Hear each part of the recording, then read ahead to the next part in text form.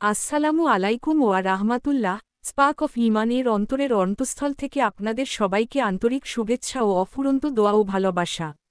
আজ আমরা পরিচয় করব আল্লাহর এক বিশেষ সৃষ্টি সম্পদের সঙ্গে, হযরত মিকাইল আলাইহিস সালাম এর সাথে, যিনি প্রকৃতির নিয়ন্ত্রক ও রিজিক বন্টনের মহান ফেরেশতা। ফেরেশতা প্রাণ কিন্তু অদৃশ্য, আলো থেকে সৃষ্টি, তারা আল্লাহর আদেশে চলমান, অবিচল, পাপহীন সেবা। সেই চারজন প্রধান ফেরেশতার একজন, হযরত মিকাইল আলাইহিস সালাম, যিনি আল্লাহর রিজিক অর্থাৎ বরকতময় রিজিক ও প্রাকৃতিক রহমতের ধারক বাহক হিসেবে নিয়োজিত। কোরআন পাকে মাত্র একবারই তার নাম এসেছে, সূরা বাকারা আয়াত ৯৮-এ, যেখানে জিব্রাইল ও মিকাইলকে একসঙ্গে উল্লেখ করে, যা আমাদের জানায় তার মর্যাদা ও উচ্চ ভূমিকার কথা।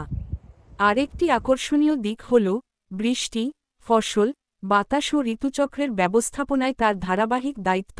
প্রাকৃতিক দুরূহতা যেমন বৃষ্টি, ফসল, বাতাস ও ঋতু পরিবর্তনে হযরত মিকাইল আলাইহিস সালাম একটি অদৃশ্য মাধ্যম হিসেবে কাজ করেন।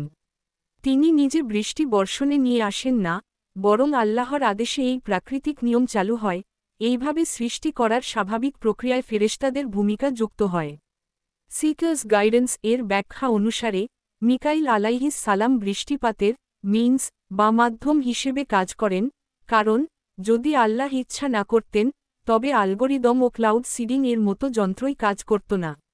ব্রিটানিকা র ভাষায়, মিকাইল আলাইহিস সালাম এফেকচুয়েট গডস প্রভিডেন্স, অর্থাৎ আল্লাহর রহমত ও রিজিক বাস্তবায়নের অন্যতম মাধ্যম।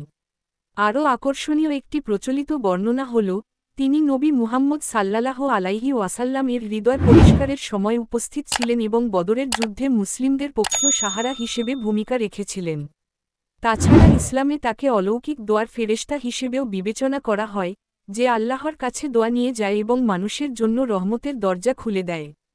একটা চমৎকার তথ্য হল, নবী আদম আলাইহিস সালাম এর সম্মুখে প্রথম যা আদেশ ছিল, তার মেনে প্রথমে কাজ করা ফেরেশতাদের একজন ছিলেন জিব্রাইল আলাইহি ওয়াসাল্লাম এবং একজন ছিলেন মিকাইল আলাইহি ওয়াসাল্লাম। বর্তমানে আমরা সরাসরি ফেরেশতাদের দেখতে না পারলেও, প্রতিটি ঝড়ো ঝরে ফোঁটা, শান্ত বৃষ্টির খানিক, প্রকৃতির হাওয়ায়, ইহুদানি রাজধানী সবুজ মাঠে, এই প্রতিটি দৃশ্য তার অব্যাহত সেবা ও আল্লাহর রহমতের বক্তাই।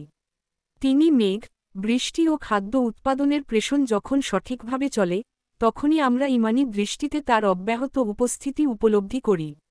প্রিয় দর্শক, আজকের এই আলোচনায় আপনি যদি ঈমান জাগানিয়া কিছু শিখে থাকেন, তাহলে ভিডিওটি লাইক, শেয়ার এবং স্পার্ক অফ ঈমান চ্যানেলটি সাবস্ক্রাইব করে আমাদের সাথে থাকুন।